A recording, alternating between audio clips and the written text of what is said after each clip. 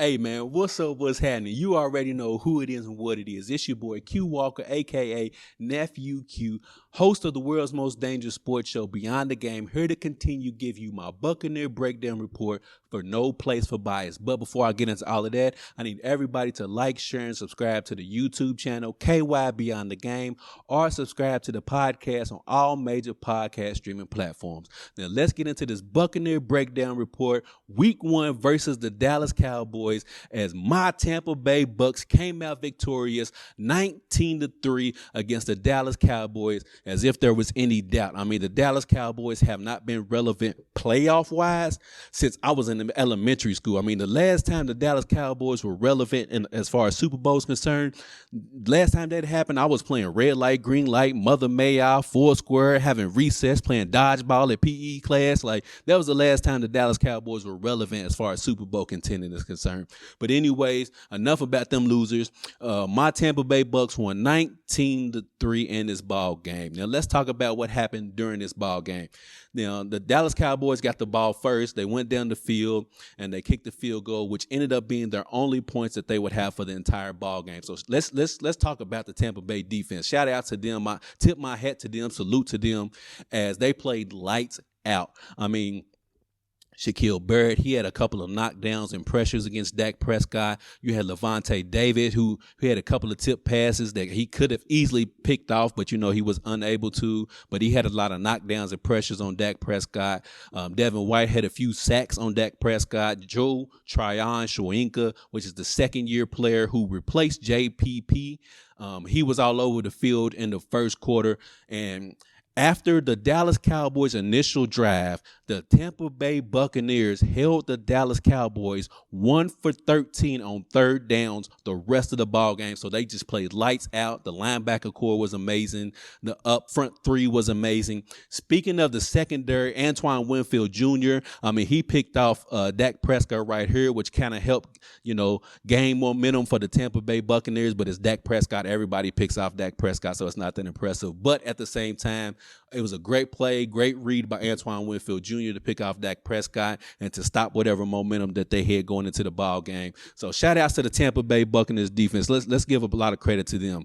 But let's talk about the Tampa Bay offense. Now, on the offensive side of the ball, the one thing I did not like about Tampa in this game is they kept getting into the red zone, but they kept having to settle for field goals, which one of them, Ryan Suckup, even missed in the second quarter. They only got one touchdown out of the whole thing, but Tampa Bay is going to have to work on their red zone offense, which, this is just week 1, so no need to overreact. But obviously, that's one of the main components that they're going to have to work on moving forward. Now, the great thing I did like about Tampa Bay is how they established the run game against the Dallas Cowboys. Now, I don't know if this is just because Dallas is weak against the run, but the Tampa Bay Bucs really asserted the run game during this matchup between these two. Now, in this game, Tom Brady really didn't have the best of ball games, as he was 18 for 27, 212 yards, 1 touchdown, and 1 interception.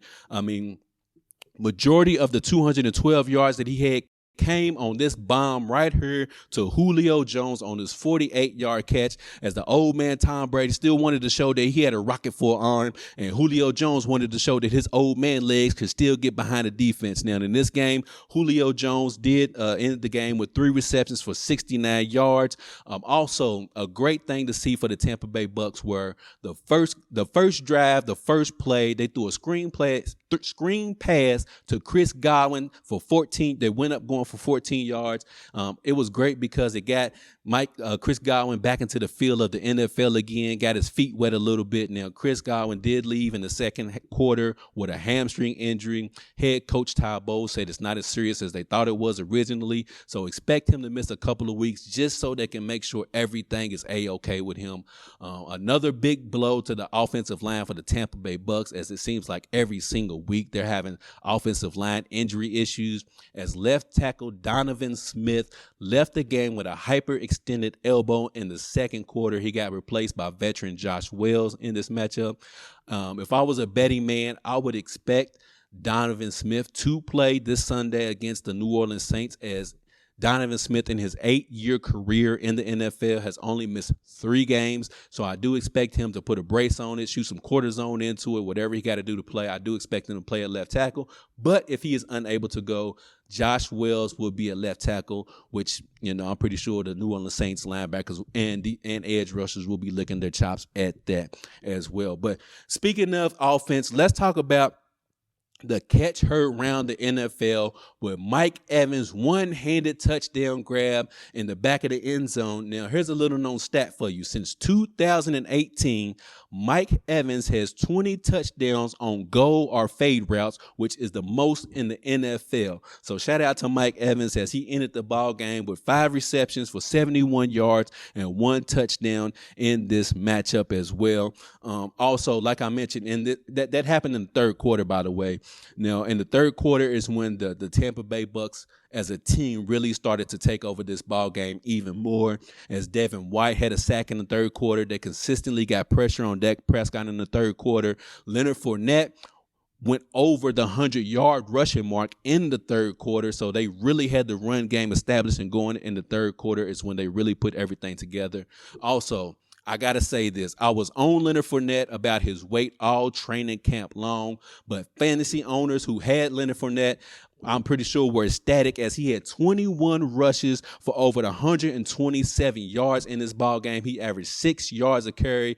I take back everything I said about Leonard Fournette for right now, as he came into training camp overweight. He had to play himself into shape. He did leave this ball game with a leg injury as rookie Rashad White came in, which I like the rookie, the third round running back who they drafted in the third round.